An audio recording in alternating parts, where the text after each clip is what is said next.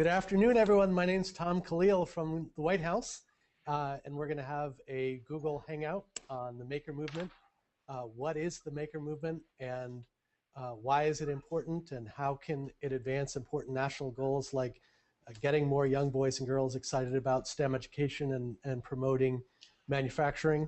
And we're going to kick things off by having the participants briefly introduce themselves and talk about their connection to the Maker Movement. And we're going to start with Tara. Tara. Hello, live from Rainy, Costa Rica. I'm the co-founder and director of LA Makerspace in what I think is sunny Los Angeles, California.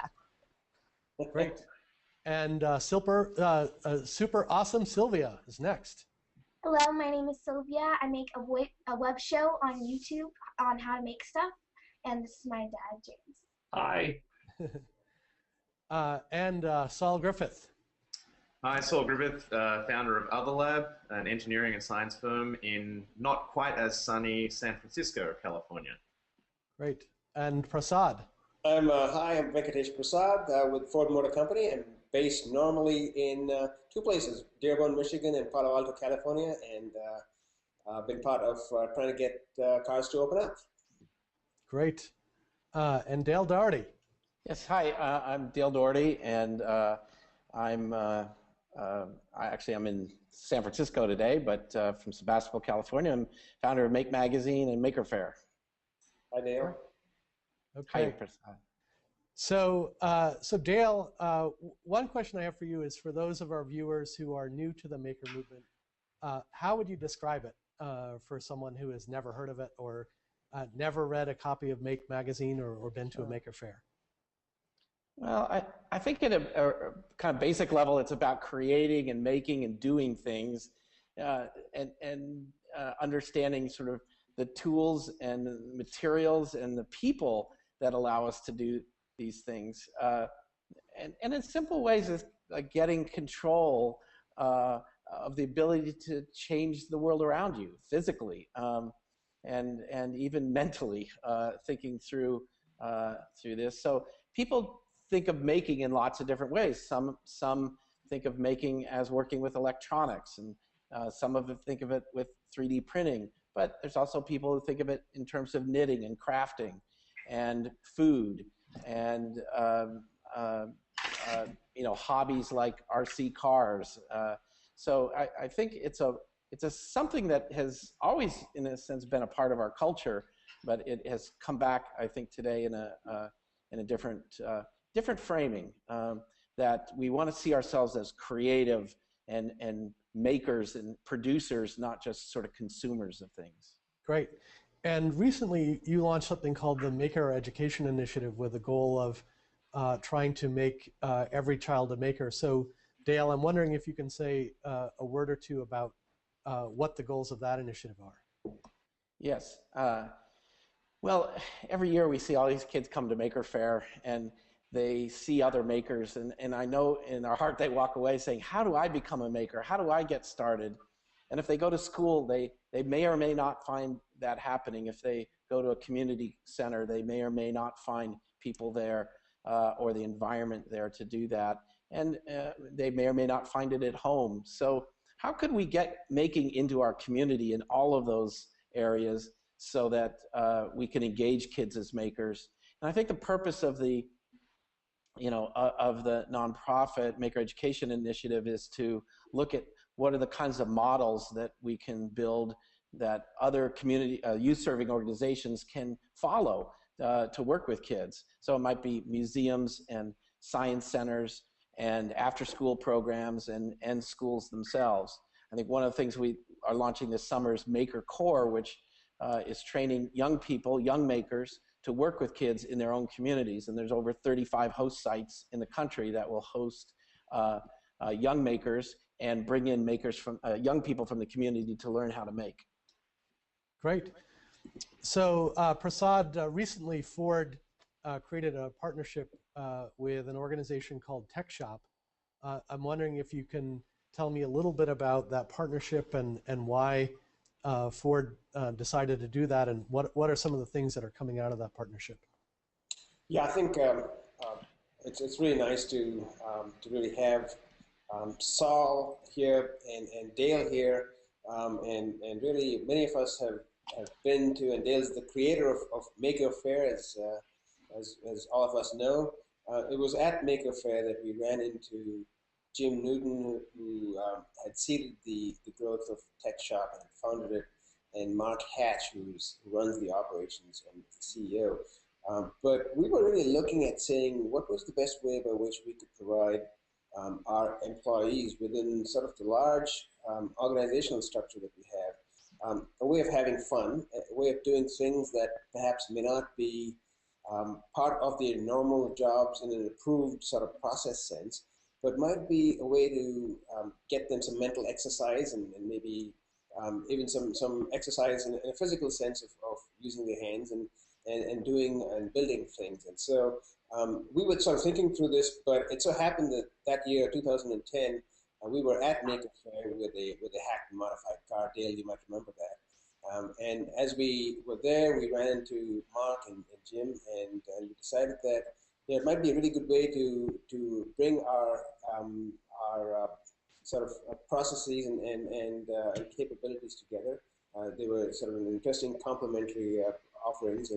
And while I was thinking about that, I went back to Dearborn, and my colleague there, who runs all of Ford's intellectual property business, normally his job is to lock down things and protect them, but he was thinking outside in and saying, well, how can we actually get tools and processes from the outside to really be working with employees as a way of, more or less along the same lines that I've been thinking about, and about getting employees to sort of build things on their own and open up, and that's how it came to be. And he was trying to reach Tech Shop because he had read about the Tech Shop in the New York Times. There'd been a pretty nice article on Tech Shop, and then we connected and reached out to Jim Newton and Mark Hatch, and then we decided to sort of make this. Obviously, this is fun, it's great to do, but it has to be cast in an affordable and a sustainable sort of business framework. And so we decided to come together to sort of make some investments and offered an attractive physical plant near our operations in Dearborn, Michigan. And then we started giving employee incentives that were really around saying, if you were an innovator in some sense, where your ideas had been translated to product value propositions, or if you were busy inventing and getting things down a pipeline and had a certain number of, could have been patent filings, or could have been just working collaboratively to get things done, then you would get a discounted, or in some cases, a free membership. That then got a whole lot of interest. And so it's been a real success, not without challenges that any organization might have, but I think it's been a really good way for us to get the outside in and for us to go out. Great. Okay. And for our viewers that might not be familiar with open innovation as a business strategy, could you say a little bit about that and why Ford is pursuing that? Yeah, I think it's a very firm commitment that's been made at the very highest level of our leadership operations, and it couldn't have been done otherwise. And so at a very fundamental level, it's about unleashing the best within firm, and then really looking at novel ways to work with interesting folks on the outside. All of this sounds like something we probably all are doing, but I don't think this happens very often. And so what we've found is we've created toolkits. We need toolkits to be able to make these things, these interactions, useful. And so we've created this open source hardware and open source software toolkit called OpenXC. It's a platform that allows a lot of employees to work with other employees to make product improvements, to have quality improvements. That's already well underway.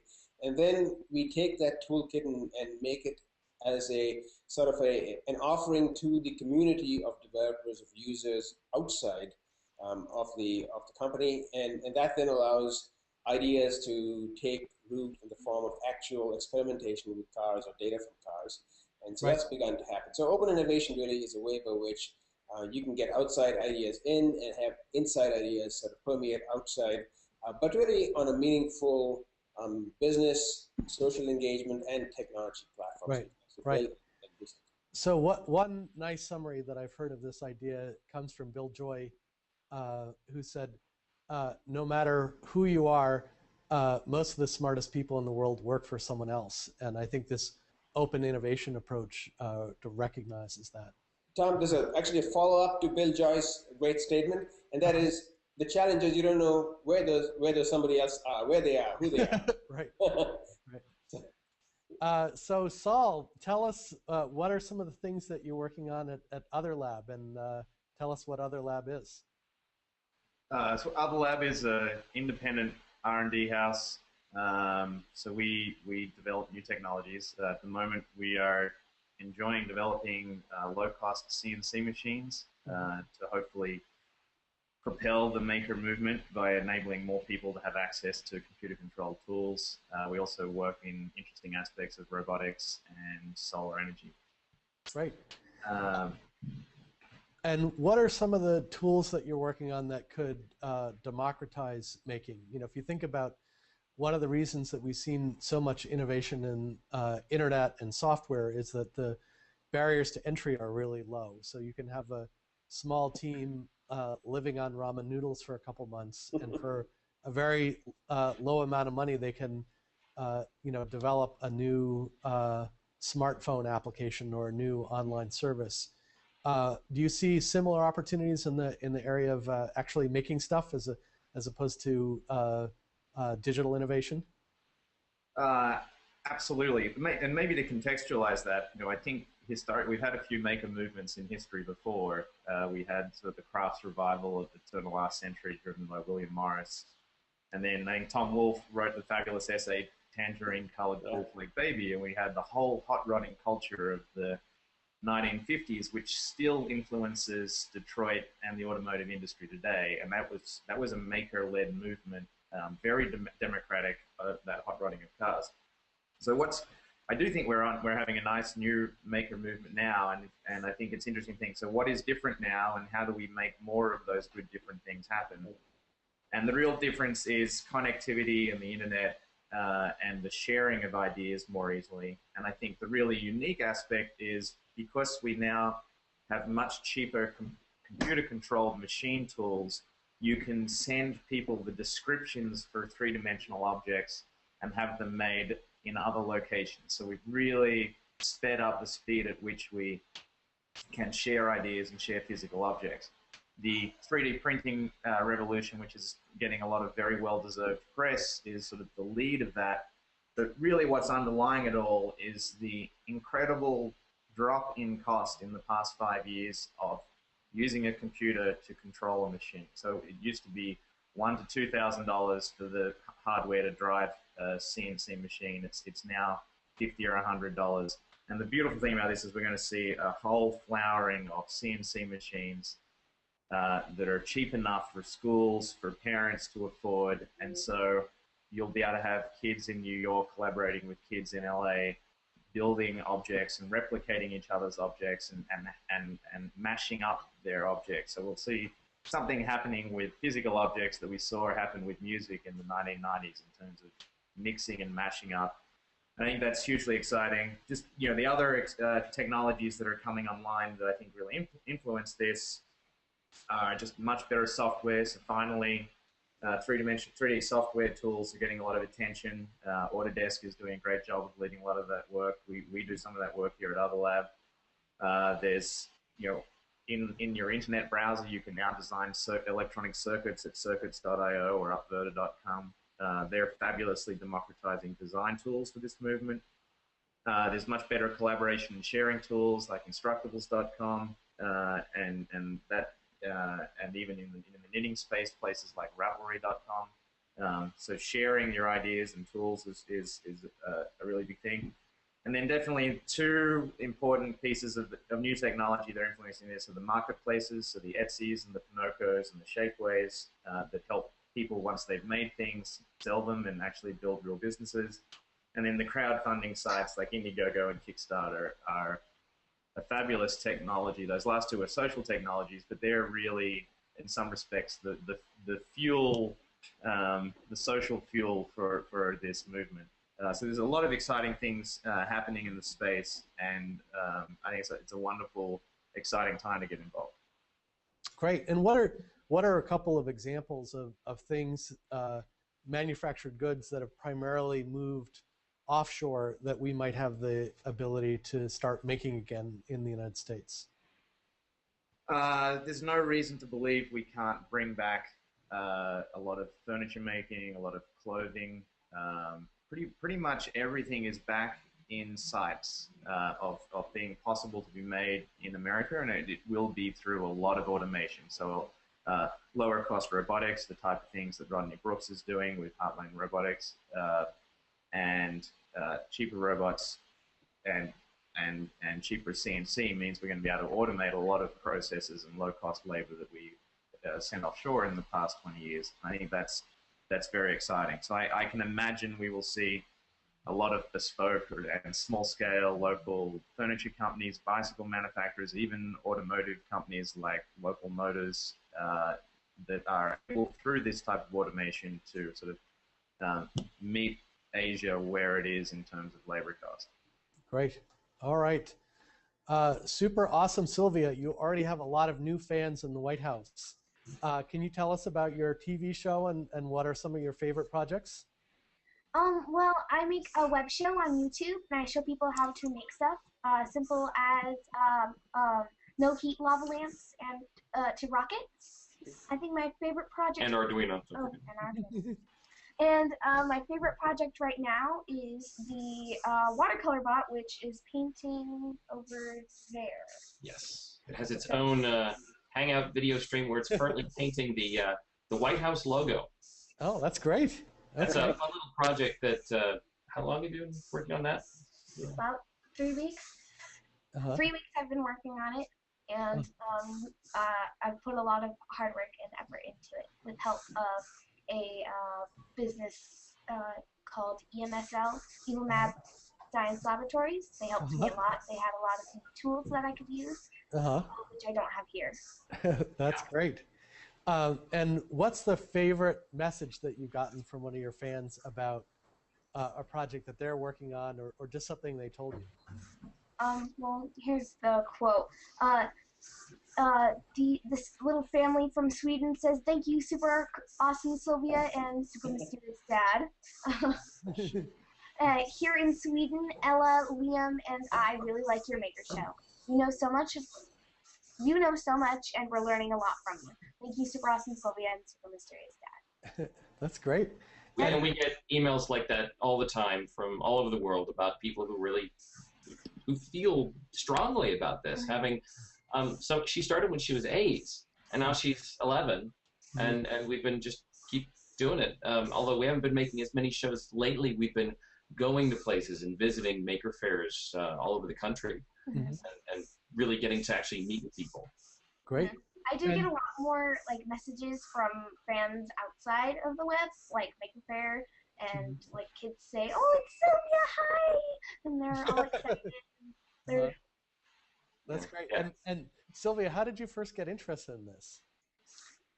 Well, I got interested into making and into the maker movement when I went to Maker Faire. I got very inspired, and there was a lot of amazing, cool things, and so did my dad. He thought this is really cool, and he'd like me and my siblings to get into it. I saw Maker Faire back at the very first one back in 2006, and I walked around with my then 5-year-old Sylvia, and I said, I have no excuse. I can't be the dad that doesn't get into this. I don't want my kids left behind. I don't want them to be swept away by me not giving excuses. So I wanted to be kind of a dad that wanted to help out. So I introduced them to it, and then she kind of grabbed onto it and didn't want to let go. That's great. Okay. That is great.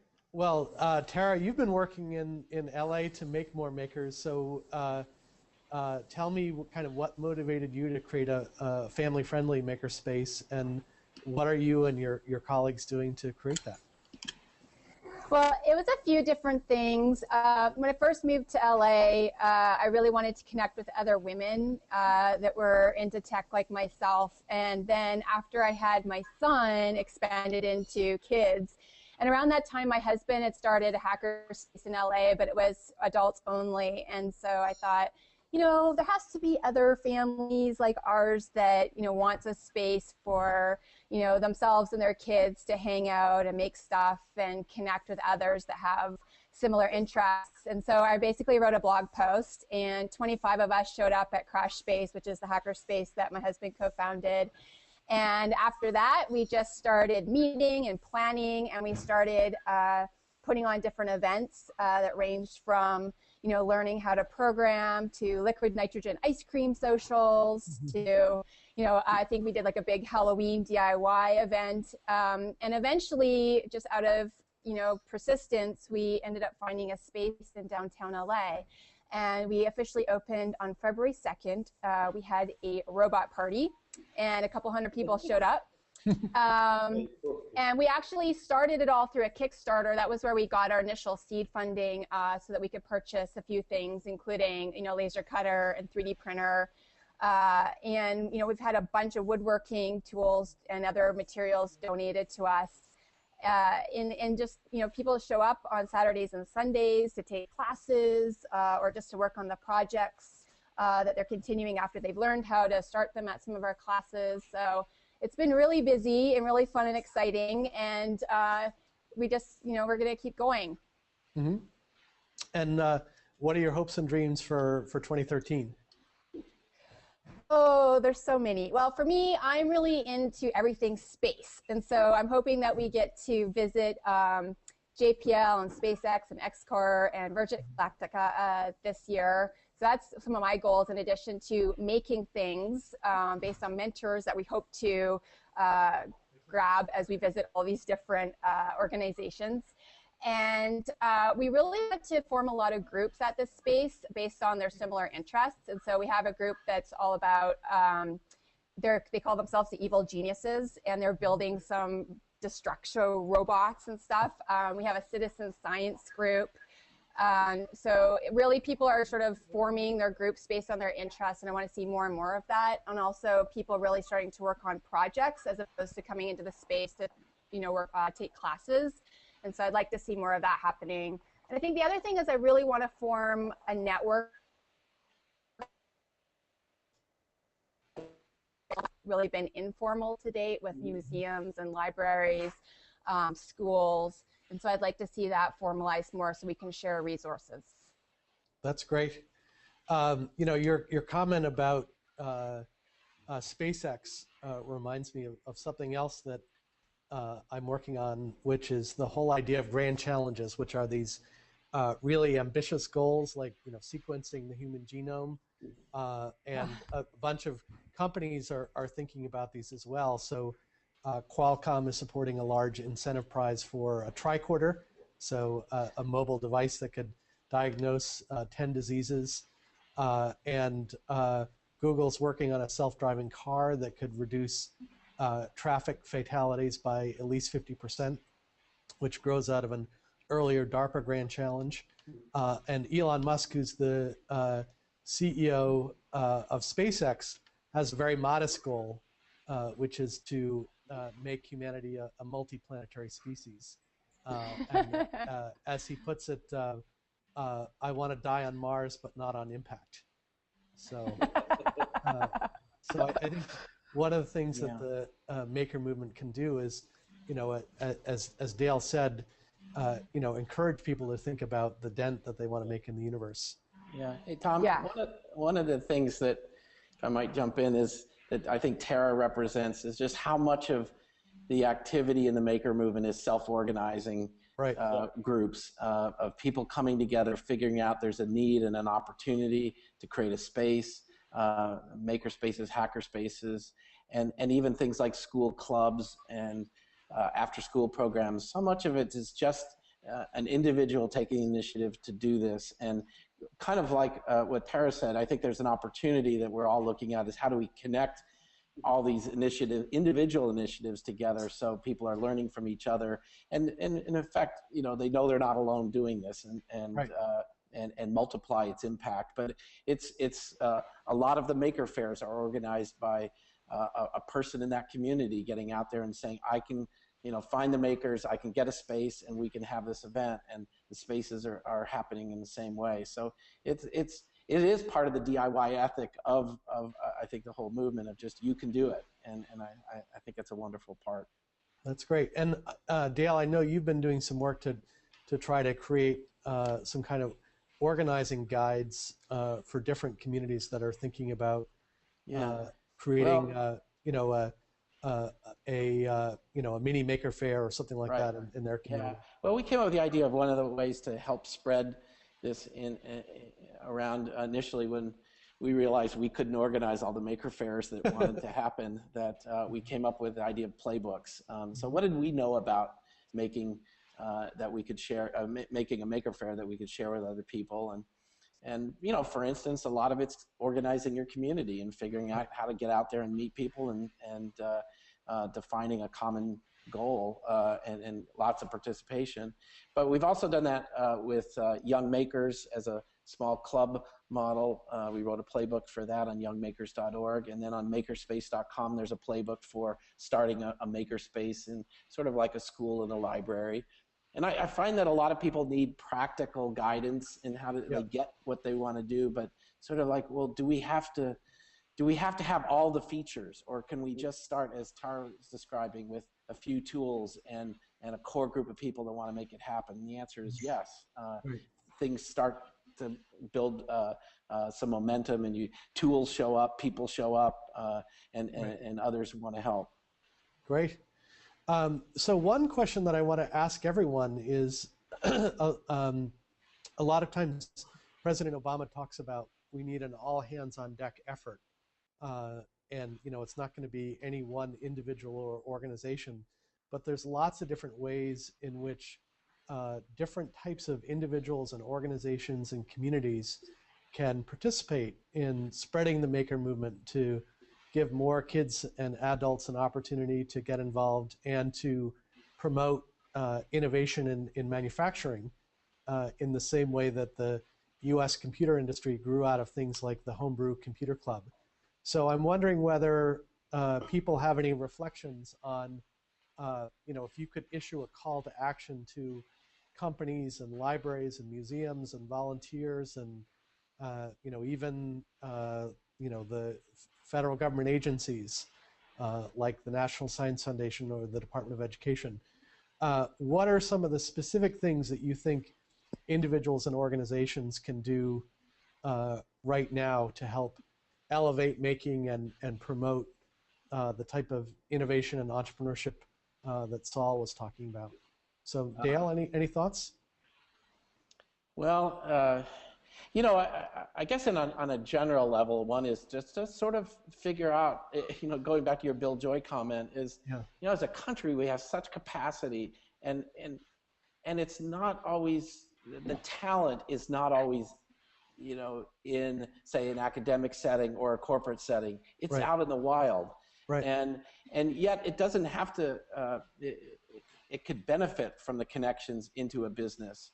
And I think one of the maybe transitions that I see us going from is from like a DIY mentality where I can do it myself to really solving more complex problems and doing things at a greater scale that involve intense collaboration with greater numbers of people.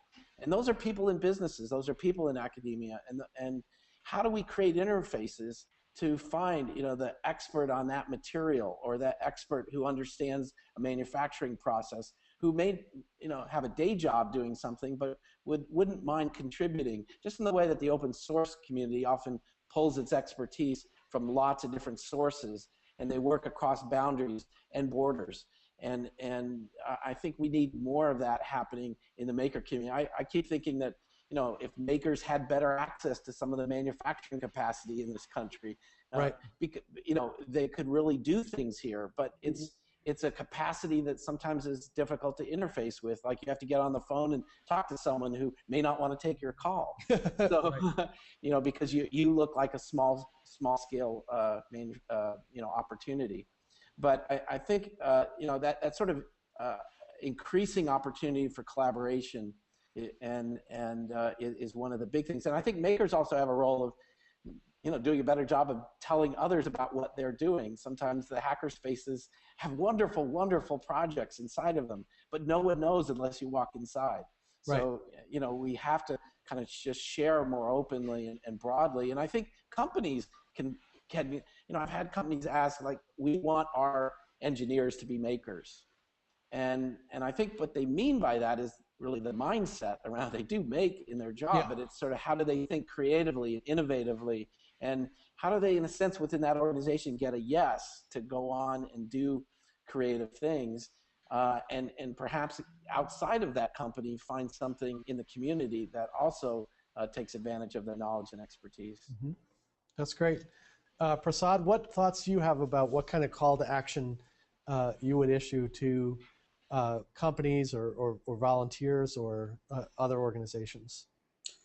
I think it's there's been a lot of learning that I've had, and I think a lot of the learnings translate well across large industrial sectors. It doesn't really have to be within the automotive sector at all. Really what I represent is the unleashing through relevant open source technologies, whether it's software or hardware or some combination, or it's just even open access to otherwise highly locked down sort of institutions and products and services. So the real call is identify within your business, what makes sense to create attractive platforms so you can really get the makers, the third-party developers to come and add value to your platform. Your platform has to be interesting, and the barriers to innovating on your platform has to be really low. And then you start discovering the 3D printer user operator down the street who might then modify your product. You might then find someone who adds a new sort of electronic or software-enabled service to that product. And it could be in really across all sectors. Right. So in the same way that, we have all these third-party developers creating apps for smartphones, you could see that happening in traditional industrial sectors like cars. So cars could become a platform. Right, and it's not just apps in the software sense. I like to use the word apps in the hardware applications. Right. Great. Saul, what do you think we need to do next as a country to make the most of these new opportunities that you were talking about, from low-cost CNC machine tools to the internet as a platform for distributing know-how and CAD files to crowdfunding and all the other cool things that you're working on? I love your question. You're going to have to stop me probably some midway through all of the wonderful things we could do. I think I'd like to emphasize here what I believe is at the core, what is addictive about making, is that it really expresses that every one of us has the capacity to design and build a better world locally around us and globally. So it's not a passive type of consumerism that we've had for quite a long time globally. It's like everyone can be engaged and build a better world, and that's a fabulous thing that we can use to hang a lot on. So in terms of the opportunities, I think are enormous in education. If you think about the last 200 years of education, pretty much all education materials you get are two-dimensional. They come through a book, or they come through a blackboard or a whiteboard. The opportunity of making and of all of these three-dimensional things that we can build and design together, including circuit boards, these multi-dimensional things, those can be fabulous education experiences. And these physical objects can be the Trojan horses by which we can deliver much more engaging science, technology, engineering, math, and art and cultural education. And so I think, specifically with Department of Education and NSF, there's a fabulous opportunity for both of those organizations and then all of the school boards across the country to engage with this movement and these passionate people in creating these three-dimensional educational experiences. And it really means that we can create an entire new kind of curriculum materials that will engage a lot more students more broadly. I think that's fantastic. I personally think as wonderful as the maker movement is, we're rebuilding a lot of wheels. And that's not the maker movement's fault. I think there's a great opportunity to open up journal access to a huge body of scientific and engineering knowledge that's really locked behind people call it the paywall of science. So unless you have an academic library account, you can't look at all of the history of all of the mechanical engineering designs and biology, the cutting edge of science and engineering. I think that the capacity of makers to play and engage and contribute at the cutting edge is enormous. And it would be wonderful to get more movements that look like the Public Library of Science, a sort of open journal that's free to the public. And we should have those something like the Public Library of Engineering equivalent, so that we can have makers working at the cutting edge. I think that would be fabulous. A problem I don't know how to solve, maybe this is a White House level problem, is I think the litigious culture in this country and indeed globally now, where we're scared of being sued for this or that or the other, is a bit of an impediment. So anyone who opens a makerspace has to worry about the liability of their table saw or their bandsaw.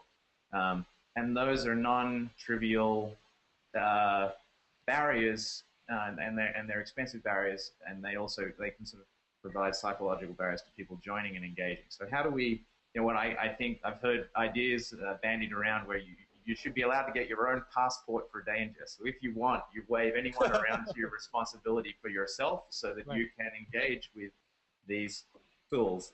Something like that would be fabulous. We'd like to have those at Maker Faire. Yeah. And please solve that problem. there you go. And then maybe, so I think that's a fabulous thing to do. And then one thing that I really personally care about a lot, when we think about how research, cutting edge research is done in this country, we think that it's done in universities and university labs and at national labs and to a lesser extent in corporate labs. Realistically, that model for how the cutting edge research and development in the country happens is really an artifact of post-Second World War and the success of the Manhattan Project. So we then we locked ourselves in, and the National Science Foundation, the National Institute of Health, the DoD, all of the agencies that fund research really find it difficult to fund cutting edge research outside of those institutions. I think at a government level, there's an opportunity to maybe do something as bold as say, let's create a new kind of national lab that is in fact just the distributed lab of all of these makers and their spaces and their hacker spaces and their fab labs and the whole lot. And you would like those very innovative places that can move very quickly to be able to compete for the federal research money on a level playing ground with the MITs, with the Stanfords, with the Parks. And I think if we just made a little bit of ground in helping access to create the new science in some method like that, there we would see a flourishing of innovation in this country. Great. Yeah.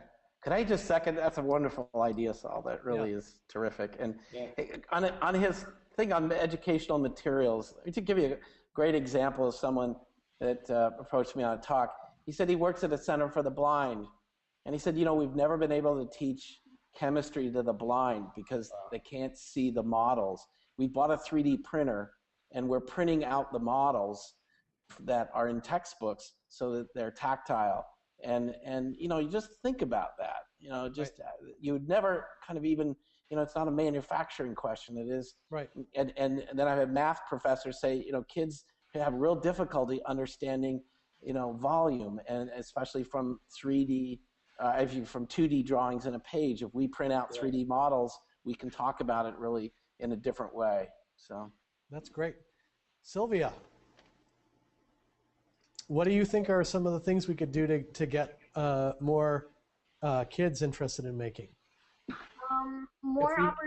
If we made you president for a day. The legislation she'd write on tree houses. Incredible. Mandate them. There would be more opportunities for kids to get into making. So in their community, they have more. A tech shop for every school. Yeah, that would be really cool. I personally believe that I don't think you can mandate making, but you can create an environment that's open enough for people to say, hey, I can walk down here and I can think of something. I could think of something, and I could talk to somebody and work through it, even if I have no idea how to actually make this. The internet provides so many tools to connect us with people who aren't even anywhere near you, to be able to get in contact with people or find out things that are projects that people have done that get you closer to be able to making your dream, your crazy invention that you had on a whim, some idea that you had. We're getting so close to the ability to just do that, and the only thing missing is the physical construction stuff. Right. The maker spaces, the hacker spaces, the places that you can go to. That have the tools and the parts to be able to put something together that you have an idea, or can at least order them and get them through, and then have people there who can tell you more about it. It's right. I think just an open environment where people can build things would be better than saying, hey, you need to start making because it's good for you. Right. Saul, you've thought about what a school would be able to do even with a relatively low-cost budget of $3,000 or $4,000. Why don't you give our viewers a sense for, what a school or a library or museum could do to get started, even with a relatively low budget? So we worked and we did some of this work with Dale.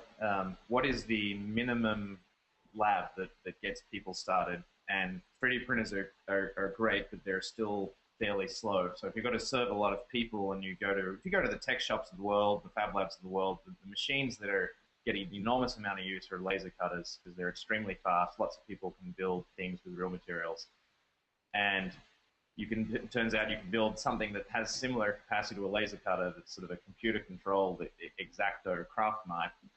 And with a tool like that and a bunch of hand tools, potentially you can get a 3D printer, and for $3,000 to $5,000 have a functioning workshop where you can download 3D files, make them out of real structural materials, and in some cases, for prototyping purposes, one of the best materials is just plain old cardboard. It can be very strong, it's very fast, it's very cheap. And you can have, then you just need one computer to drive that with the CAD tools that, for example, Autodesk is propagating into the wild. And a school, a classroom, a library all of a sudden can share three-dimensional objects that the rest of the world has made and fabricate them on site, and teach, not only what I think is the critical thing to teach all of these new makers, which is essentially just the notion you can use a computer to design a three-dimensional object, and a small robot we call a CNC machine can make that design an actual physical object for you. And exposing as many people in this country to that experience as possible is hugely enabling. And then on top of that, teach people just basic hand tool use so that they can make those computer design and built things even more functional with a little bit of other hand tool work. So I think it's very reasonable to imagine that we could outfit every high school and every middle school. I actually think we should be targeting all the way to every elementary school in this country with a reasonably capable set of tools that can have all of those children working with all of the other children in the country in this sort of manufacturing and design revolution.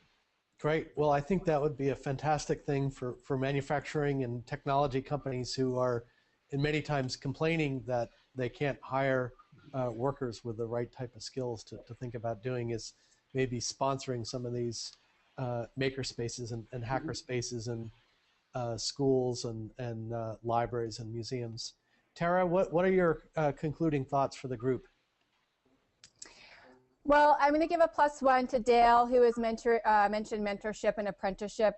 In my day job at the Digital Media Learning Research Hub, we spent over a year now looking at, hey, how do you connect mentors with mentees based on their passionate interests? And, everybody would love to have help from somebody, but it's actually the hard part is keeping the mentors engaged and interested. So, we need to find more mentors out there that are interested in, just helping with a one-off project or something more formal and long-term.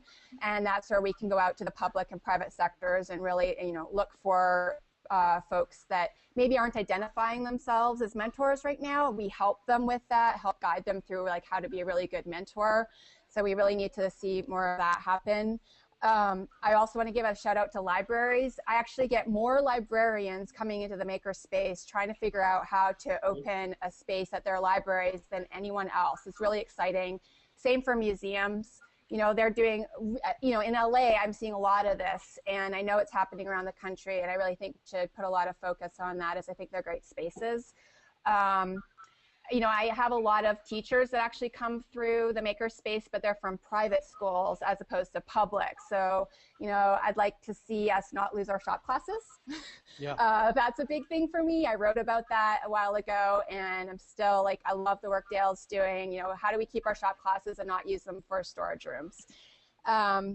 Also, I really, again, to what Sylvia's doing and with her dad's support, how do we help parents support parents to really sort of showcase maybe if their kids are interested in the work that they're doing. I meet lots of kids all the time that are doing really interesting projects and they would love to share, and we're seeing more platforms out there that are allowing that to happen, but parents are a little bit nervous. So how do we mentor them and the kids in, this is the internet, this is what happens, how can we support them in feeling comfortable sharing? Great. So yeah, I think that those are, things that I think about all the time at the Makerspace and in my day job. Great. Well, I want to tell you how fun this has been. This has been a blast hanging out with all of you.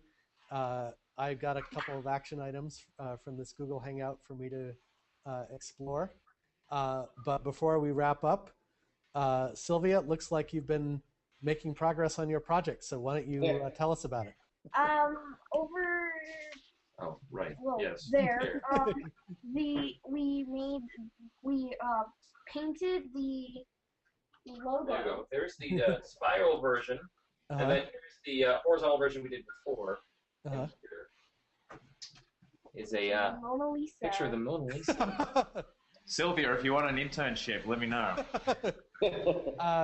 Sylvia wants to go to MIT, so Saul, maybe you can help her with that as well. It's been big on her list since she was 8, so. Yeah, but Sylvia, you're going to be a fellow down at the LA Makerspace first, right? All right. Lots of people vying for your affection. Well, again, thank you all for taking time out of your busy schedule. Thank you. And look forward to continuing the conversation with other Google Hangouts on this and other topics. So thank you. Thank you. Thank you. Have a great day.